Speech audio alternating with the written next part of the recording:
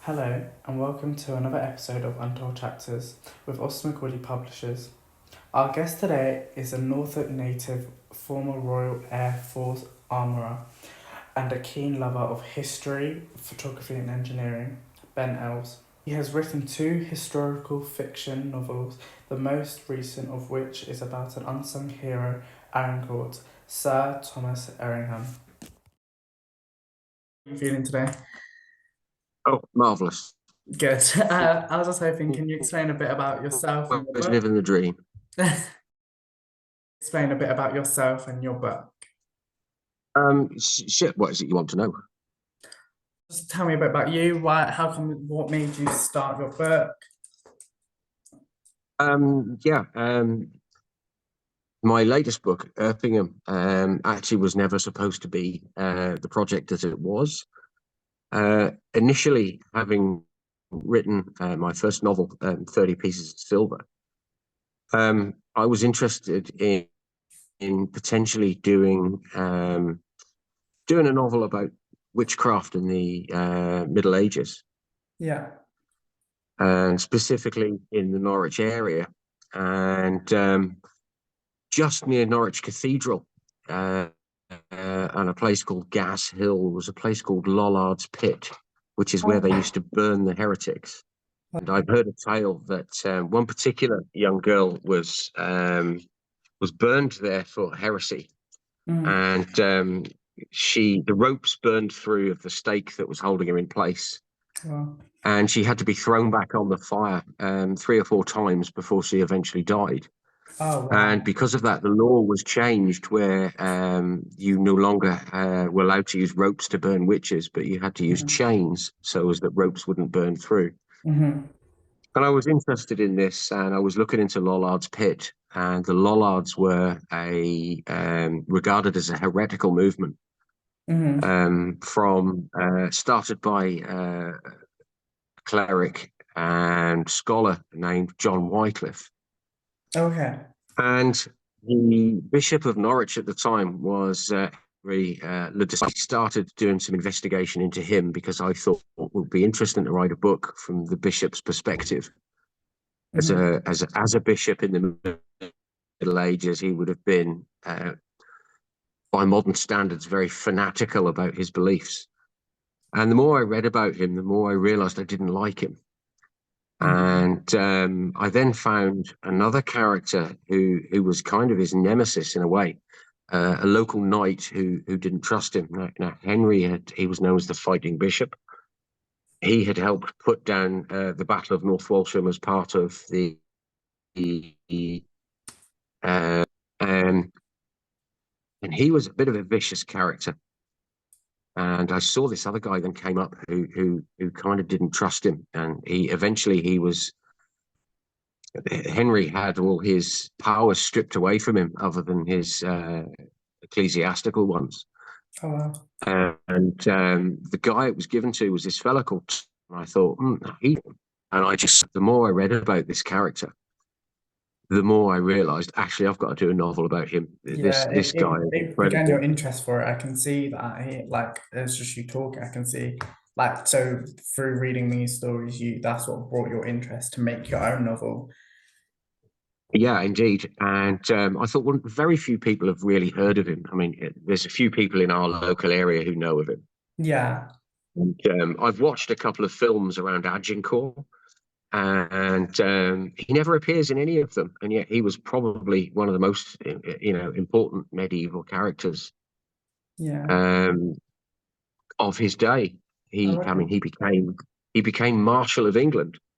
Oh, wow. Um, and if you think of a modern position, that Mm-hmm. would have made him in the days when monarchs had overall rule. That would have made Thomas Erpingham the equivalent of Prime Minister, Home Secretary, Defence Secretary, and Foreign Secretary all at the same time. Pretty important guy. That's really interesting, actually. That's how you began your like the process to your book. So this obviously we want to get to know you a bit more as an author. I know that you were also in the Royal Air Force as well for some I time. was I was one of those ones who didn't achieve particularly much at school. Okay. And I first made my inquiries with the Air Force. Do you know? You know, before you do in those days, it was O levels and CSEs, but now it's GCSEs. Yeah.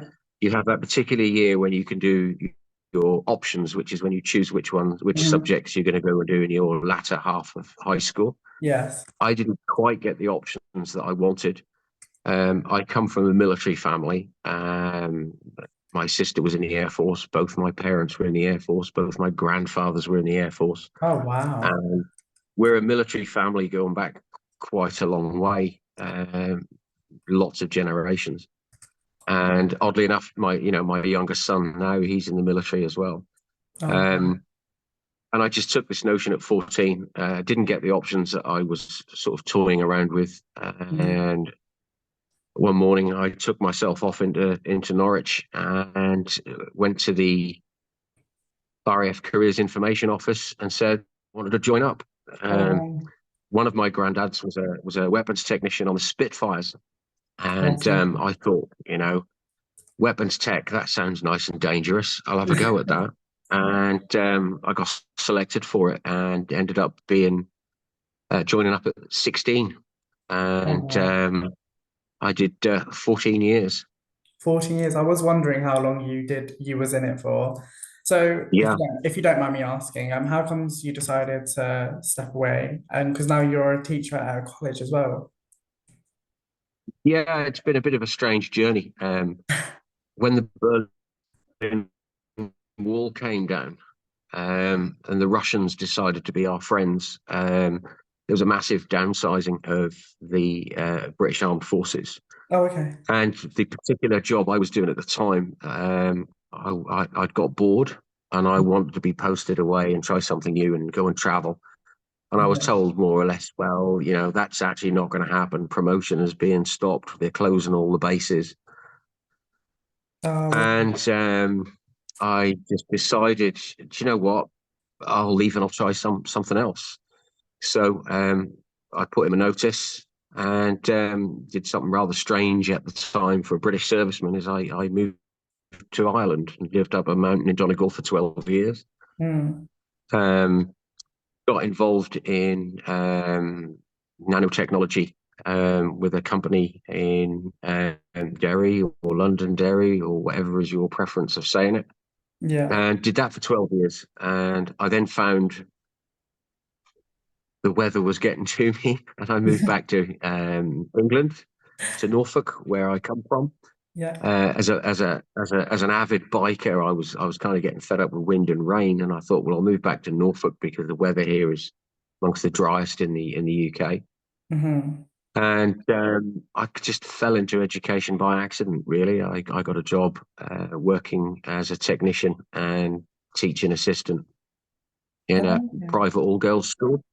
Yeah. And the next thing, I was headhunted to the college where I work now for apprenticeships. And then I did that for a few years and moved across into engineering now as a full-time lecturer. You mentioned that you were an avid biker, you liked avid biker as well. Like, can you tell me some of the journeys you've been on your motorbike? Oh, hmm, hmm. I first started motorcycling only a few months after I'd finished my initial training in the Air Force. Oh, okay. And I bought myself a little 100cc Honda to get my tests passed on. And first thing I did was then buy a nice tent. And I took myself off from Norfolk up to the Lake District on this little 100cc bike to do some camping. Yeah. The Air Force that as well gave me a real sort of wanderlust that loved to travel. Mm. So since then, I then got hit by a car, smashed my bike up, Oh bought a no. new one, passed my test, passed my full test on that. Um, Straight out that night and bought myself a nice sports bike. And then I think about a month later, I think I took myself off on holiday, bought myself a lovely expensive tent, strapped it onto the back, got to the campsite, no tent, the straps had broken, Oh no. and I'd lost it somewhere on a motorway. and swore never to buy an expensive tent again. Yeah, I was a bit disappointed, to say the least. I can Um, imagine. and since then, now I'm quite lucky. My partner and I, she's massively into her motorcycles as well, so Is that something we you two tend to shared go off together? touring. Yeah, absolutely. Yeah. That's so So we tend to go off touring. So we've done a lot of Europe and so on. We just jump on our bikes, shove a tent on, and we'll go. In June, we were over in Ireland, which was very nice. I went back to my old stomping grounds in Donegal. Oh, okay. We then we have a couple of little with a few bikes between us, and last month we rode on our little 400cc Royal Enfields down to the German Alps, Oh, wow. and promptly turned back because the weather was absolutely atrocious. So we did some Oh, touring up around um, Belgium and Holland. It rained, and when it wasn't raining, it was really, really, really, absolutely shoving it down with rain. wow. It was bad. So we cut short, but it was nice because we got to go to a few battlegrounds, which are and the area around which will be featured in what I'm at the moment looks like it's going to be novel number 4. Oh, wow. Um, on research, I mean, Erpingham is novel number 2. I'm almost halfway through novel number 3, How's that which going will at the be about. moment? That's going rather nicely at the moment. That's the novel about Vlad the Impaler Can you give and who us a he really was. little, Not the, can you give us a little somewhat sneak preview or? well, firstly, you have to understand in the Western world, Vlad is regarded as being an extremely horrible character. Mhm. But by medieval standards, he wasn't actually that bad. Um, I'm not saying that being impaled is a pleasant thing, but while he was doing that, we were doing hangings, drawings, and quarterings, and doing all sorts of other stuff. Oh, okay. So it was going on everywhere. They were cruel, really very hard times. And if you understand Vlad's political position, as he was in his little kingdom of Wallachia, they were sandwiched between um, two superpowers, which was the Hungarian Empire, which was fiercely Christian, and the Ottoman Empire, which was an expanding Muslim empire. Oh, And okay. he was stuck in the middle and at the behest of both. And constant threats of invasion, the massive crime rate. It was not in a good position, Oh, no, and he yeah. just clamped down hard. And so the novel about him is in Romania. I mean, he's regarded as a national hero, Mhm. and a lot of the stuff about him is a little, mythological. Stuff was made up by the church to blacken his name, after his Mhm. time. And the story is basically it follows a man who fought alongside him, and he's now outlaws living in the forests of Transylvania. They're on the Mhm. run because they were Vlad supporters, Oh, and wow. they live in as outlaws. And he's an old man. It's winter setting in, and he knows that he's probably not going to see Mhm. the spring. And his little granddaughter asks him to tell the tale of Vlad, and he starts with before he and Vlad meet, just to give a background to the story, and he becomes one of Vlad the Impaler's trusted men when there were very few that he could trust. To be fair, and although my character is very much fictional, I'm trying to keep as historically accurate to the series of events as I possibly can. Mhm. And it goes through his rise to power, how he consolidated his power, put down the crime, and then went to war against the Ottoman Turks. Oh, so it does. So it does. So all three books are really linking. So it's like you have to read the next one to find out more. I like that, and that's what actually drew me to your book to do this. To do this is like it's because it's an ongoing story. It's not just another random, but it's an ongoing story. I love the theme for your books as well. I'm looking at some point of going back and going back to the idea of doing one about Henry le Despencer, but seen from Henry's point of view and how he hates Thomas Erpingham. So in Oh, that'd be Erpingham, Thomas interesting. is Yeah, very much the definitely. hero, but in if I write one from Henry's perspective, he's going to be very much the villain. Um, it depends on which way you look at it. But Yeah, definitely. book number 4, which is the one we were investigating, is actually going to be a Second World War one, seen from the perspective of a German soldier who leaves the Hitler Youth, having served with the Afrika Korps, and Hmm. ends up joining the 9th SS Hohenstaufen Panzer Division. Oh, okay. And so it's going to be seen from his perspective, because one of the things I like to do is either bring up characters that people know not a lot about, or put a new spin on New spin on it. I love that. people's views. There's Hence definitely very the exciting things coming soon. hopefully so. I've got about 11 projects that are being outlined at the moment. You keep yourself busy, don't you? Love it. Yeah, and I'll be honest, writing is very therapeutic, Of course. um, and it can be difficult at times. You have to be in the right frame of mind, but the research is just utterly fascinating. It's an excuse to jump on a motorcycle as well. I did have another Hello. question for you. Oh, thank you. Okay, fire away. Did you start becoming a writer? Because obviously I know that you touched about it in the beginning, is you wanted to delve into the Yeah, story. I've always loved a good story and a good film. And Yeah. when I was a kid, my father used to tell me stories, Hmm. and they were brilliant. The stories he used to tell, and it took a few years for me to cotton on. It wasn't telling me stories; he was teaching me history, Hmm. and he very much fired my interest in history. Specifically the history of Norwich. I mean, he was big into it. And also, I've also found myths and legends very interesting. Yeah. And I always think an element of truth to it. You go back to, the story of Helen of Troy, and they found out there really was a Troy, and so on and so forth. And it was always regarded as a legend, and archaeologists have found the city. And with the idea that the old myths and legends, there is an element of truth, even if it's only a parody.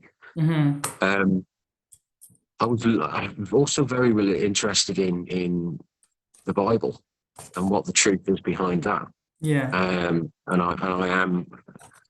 an atheist. I'll confess to that. Hmm. And the Bible's always interested me. And I allude to it actually in the introduction of my of 30 Pieces of Silver. We had this family Bible, big old, massive, thick, heavy leather-bound book. Yeah. I love the pictures in it. I mean, it don't tend to make sense, but I always thought, well, maybe, and the older I got, the more I was thinking about it. And I thought, who is this Jesus guy? So I was researching this just for my own knowledge for, oh God, 30 years. And I got to a point where I thought, I'm finding out so much interesting stuff, I've got to write it down. Oh, So I okay. wrote it down as like a timeline to try and Yeah. investigate what was happening and what the truth behind this was. And I was looking into um, the belief systems of the Essene Jews, and what was going on around that time around the Roman Empire, etc. And I was writing all this stuff down, and I suddenly thought, this is a novel. Let's have a go. And thought it might be a little controversial, although probably for quite a select audience. And I wrote the novel, and that's how I got into it. And then I loved doing it. I just found it so rewarding, I really love and that. it was something I enjoyed. I really. And that was kind of the start of it, really. One more question I do have. As an author, do you have anything to say to maybe like other younger authors or new authors that want to write the book but haven't had the chance to yet? Do you have any words of wisdom? Words of wisdom. I'm not a very wise person. Um, it takes determination. You've got to be prepared to put the work in. And everybody's got their own different ways of approaching things. I think that, personally speaking, if you have a style of your own, go with it. But if people tell you to change, if professionals tell you to change, then do so. They know better than you. It takes a lot of work. You've got to be committed. You've got to love what you're doing. And I think you have to write a book for the sake of writing a book, not to make money. Because if you're just doing it as, well, this is a business idea, I don't think you're going to write a very nice story. Yeah. Personally, you've got to be part of that story. You've got to be able to put yourself in your writing. Some people are suited to it and some aren't. And some people will find, yeah, they're good at it, and some won't. And I think, for a young person's perspective, could I have written a book when I was younger? I'm now 56. Probably not. I don't know, because I don't think I had the life experience that I can relate to, that's relative to my books. But don't be put off, because anything's possible if you try hard enough. Brilliant. Thank you so much, Ben. You can listen to Untold Chapters by Austin Macauley Publishers on our website at austinmacauley.com. It is also available on our YouTube page, Austin Macauley Publishers. If you would like to hear more from us, please make sure to like, share, comment on our page. Thank you for listening.